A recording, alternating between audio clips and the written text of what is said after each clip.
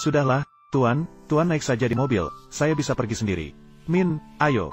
Sebentar lagi saya akan pergi ke rumah mereka. Setelah bertemu dengan mereka, kita harus memberikan metode dengan sopan. Sekarang hanya hukuman kecil. Jika kita bertindak kasar pada mereka, kita tidak akan bisa lagi berada di Giangtong. Ya, Tuan, jangan khawatir, saya tahu batasannya. Tolong tunggu di sini. Hah? Mengapa kamu datang ke sini? Apakah Chow Chi Hai berlatih bersama kami? Saya sudah menjelaskan dengan jelas kepada Chow Chi Hai melalui telepon, bahwa pemilik di belakang Hai harus membawa metode ke sini sendiri. Mengapa orang yang datang adalah kamu? Ayah. Dia yang memukul anak. Terserah kamu percaya atau tidak. Orang di balik tirai. Itu aku. Orang di belakang tirai itu kamu. Kamu, datanglah, berlutut di depan ayahku, dan minta maaf padaku. Ketika kami sudah memukul anak, berlutut di depan ayahku, dan minta maaf padaku. Berhenti ketika kami puas. Serangga seperti kalian. Apakah pantas bagi saya untuk berlutut juga? Kamu. Giangtong. Ayah ingin bertemu dengan orang yang membuat Tintin menginvestasikan 50 T. Sungguh lucu. Juga tidak takut bahaya ketika disasar oleh perusahaan besar. Untuk menyelesaikan masalah ini, ayah membuat Chu Fuong dan Fuong Laongmu tunduk. Biarkan orang di balik layar datang bertemu ayah. Dan dia, apa tujuan si pengecut ini datang? Ayah, aku ingat sekarang, ketika aku sampai di Tranhi. Benar, dia sedang mengatur pekerjaan untuk orang tua itu. Tidak mungkin. Ayah juga cukup mengerti beberapa rubah tua di Giangtong. Siapa di antara mereka berusia 40-50 tahun? Siapa? Bukankah dia bos nomor 1, nomor 2 di dunia kriminal? Mengapa mereka harus mendengarkan perintah dari si pengecut ini? Atau aku harus menelpon kakek setan untuk konfirmasi? Tidak perlu, cari saja orang itu. Benar, aku. Aku adalah salah satu dari 4 keluarga besar di Tuong Hoi Giangtong. Jika membiarkan orang seperti kamu menipu, selesai urusan ini dan tersebar. Bohong. Kamu bicara. Kamu adalah orang di balik layar. Jadi, ada bukti apa? Minta bukti? Mengapa saya harus membuktikan kepada makhluk seperti kalian? Bukan begitu. Berani bicara kasar di depanku. Kau pikir punya cara yang bagus. Jika kau membuat marah persaudaraan Sungai Timur, kami bisa merusakmu kapan saja, di mana saja. Sekelompok katak duduk di dasar sumur. Identitas dan posisi saya tidak bisa dibandingkan dengan kalian. Penipu. Orang sombong seperti kamu, berani sombong di depan kebesaran ini. Berani bicara kasar dengan ayahku. Kau bosan hidup di Sungai Timur, bukan? Kamu berani memukul anakku. Meskipun hari ini langit runtuh, kamu tetap tidak akan bisa meninggalkan rumah Puong. Saya lupa memberitahu kalian, hari ini saya datang ke rumah Puong untuk menyelesaikan urusan. Bagaimana bisa, mereka semua adalah guru tingkat 5. Ya, berhenti bicara omong kosong, serang aku. Bahkan jika dewa turun, mereka tidak akan bisa mengalahkan saya. Berhenti bicara omong kosong, penghantui guru. Kelompok hakim. Pada akhirnya juga merugikan orang-orang yang tidak bersalah. Akhirnya, masih melukai orang yang tidak bersalah. Pertama, kalian mencuri metode keluarga Chow untuk keuntungan dan terus menantang. Bajingan pencuri ini, habisi dia untukku. Tapi sekarang, kau malah menyerang saya. Maka kau akan hidup dalam kedamaian.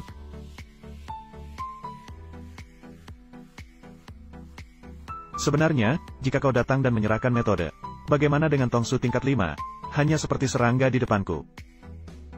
Tidak mungkin. Kamu adalah Tongsu Bakmot. Tidak mungkin, di seluruh negeri, jumlah Tongsu Bakmot tidak lebih dari 5 orang. Mungkin di mata kalian, Tongsu Bakmot sudah seperti dewa. Tapi biar kalian tahu, aku adalah dewa.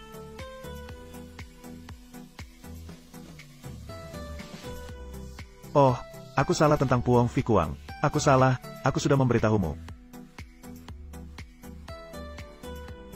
Aku bilang kalau kalian bisa pergi sejauh itu, pergilah. Tapi, kalian terus menantangku. Mengapa begitu? Maaf, semuanya adalah kesalahpahaman. Kesalahpahaman? Apakah itu kesalahpahaman? Jadi, apakah mencuri metodeku, merugikan orang di sekitarku juga kesalahpahaman?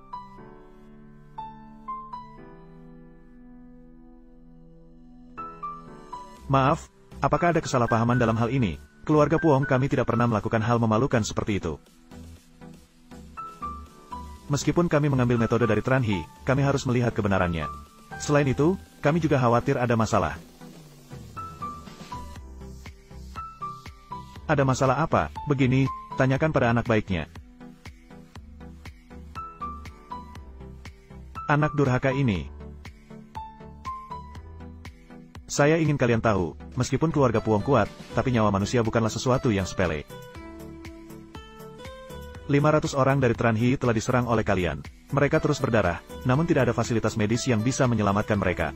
Jika bukan karena saya, mereka akan terus berdarah sampai mereka kehilangan nyawa.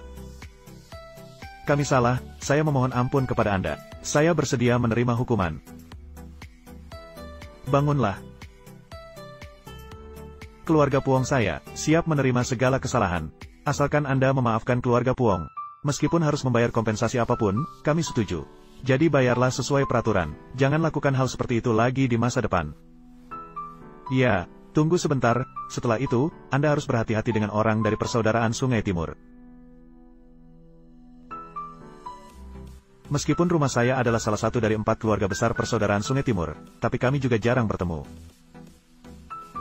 Semua dari mereka juga patut dihormati.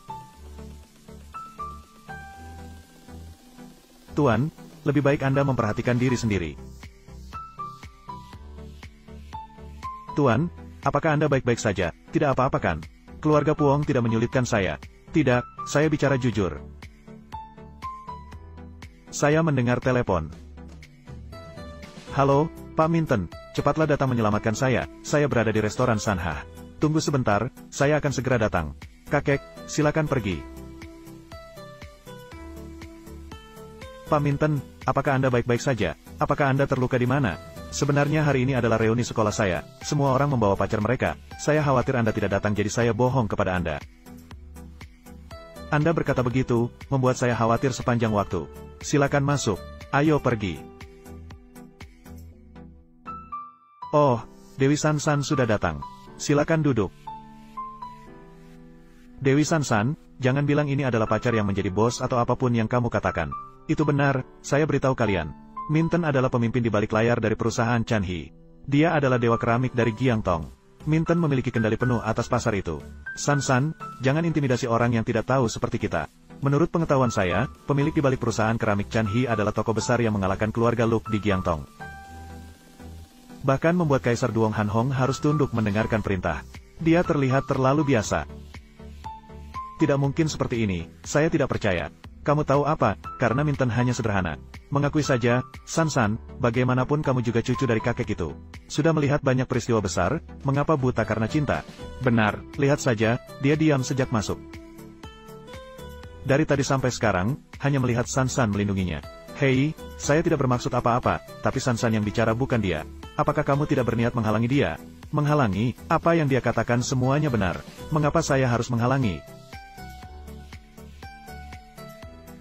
Lihat, wajah orang ini sangat tebal. Apa yang saya katakan adalah kebenaran. Itu sendiri Minton menemukan 3 metode Tranhi. Bahkan CEO Grup Hakim, juga orang dari Minton. Sansan, jangan biarkan dia menipu dan berbalik seperti itu lagi. Grup Hakim adalah perusahaan nomor 1, nomor 2 di kota kita, Giangtong. Siapa yang percaya padanya? Oh, benar. Ketua kelas yang dijanjikan kita sedang bekerja sebagai manajer di Grup Hakim, bukan? Ketika dia datang, kita akan tahu apa yang terjadi. Benar kan? Sansan, kamu sudah datang. Sudah lama tidak bertemu. Mengakui bahwa kamu semakin cantik, ketika tahu kamu juga datang. Saya sudah menyelesaikan semua pekerjaan untuk datang segera. Oh, ini adalah... Mengapa dia datang ke sini? Ini adalah Diep Minton, pacar saya. Pacar ya? Kamu punya pacar kapan? Mengapa saya tidak tahu? Mengapa saya harus bicara soal pacar denganmu? Kamu.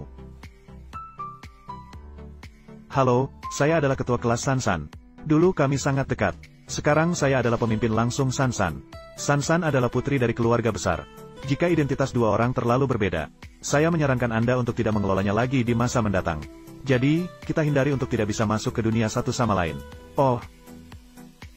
Jika kedudukan kalian berbeda terlalu jauh, sepertinya pacar Sansan juga tidak terdidik dengan baik. Yang berani kamu abaikan. Kau pikir kau itu siapa?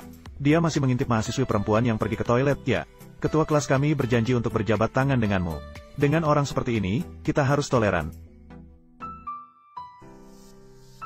Anda tahu, itu adalah ketua kelas kami. Setelah bertahun-tahun, masih tetap seperti itu. Sombong apa? Sepertinya dia cepat. Saat di perguruan tinggi. Baiklah, semua orang. Memang benar seorang munafik. Sansan, apa yang kamu bisikkan kepada pacarmu? Ketua kelas sudah datang, cepat periksa. Oh, ketua kelas, Sansan bilang, dia adalah pemimpin di balik layar dari perusahaan Hakim. Aku rasa tidak terlalu mirip.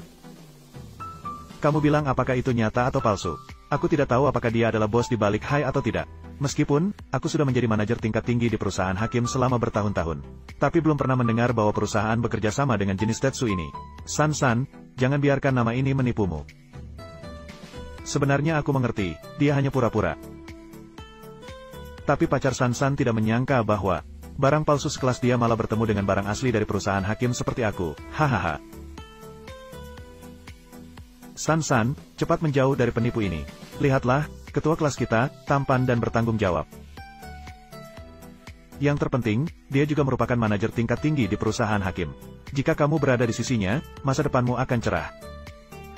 Benar, San, jangan lewatkan kesempatan ini karena hal kecil. Hei, seseorang, kamu baru saja mengatakan bahwa kamu dari perusahaan Hakim, bukan? Benar, apa yang kamu mau? Ayo, ke sini.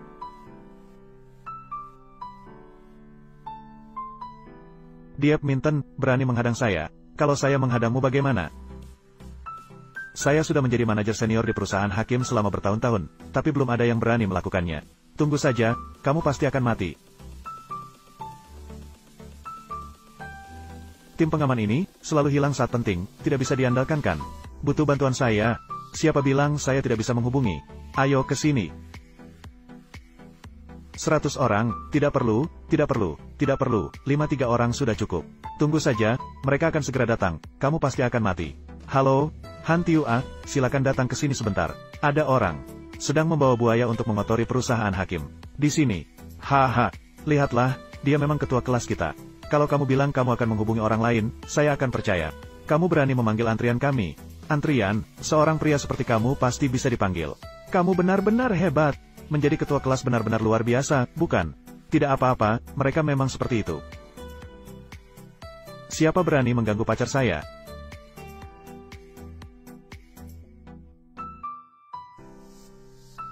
Ketua kelas, saya adalah Ha Haipong, manajer proyek perusahaan pengembangan perangkat lunak grup. Wow, memang pantas menjadi ketua kelas kita. Tak terduga kamu bisa mengundang ketua kelas hanya dengan satu panggilan. Kamu tidak mendengar ketua kelas bilang pacar. Diep Minton adalah pacar San. Katakan, siapa lagi yang menjadi pacar ketua kelas? Pasti ketua kelas sudah menemukan pacar. Ketua kelas kita sudah datang, cepat berdiri. Sudah bertahun-tahun masih seketika seperti itu. Siapa yang memberimu hak untuk bicara dengan pacar saya? Ketua kelas, pacar itu. Ketua kelas, dia kasar pada pacar saya. Dia adalah wakil dari San. Dia juga mengatakan bahwa dia adalah pacar dia. Mengapa nama ini selalu mencuri perhatian dan mencolok begitu? Hei, dengar, jika kamu sudah menjadi pacar ketua kelas, sebaiknya lakukan dengan baik. Barusan saya tidak tahan, jadi saya menghukum dia untuk melepaskan kekesalan saya. Ternyata CEO ini sudah menempel pada kelompok. Hah, itu tipe yang tidak punya kedua tangan. Lihatlah, wajahnya sudah pucat karena mengejar-ngejar. Orang itu pasti saya kenal.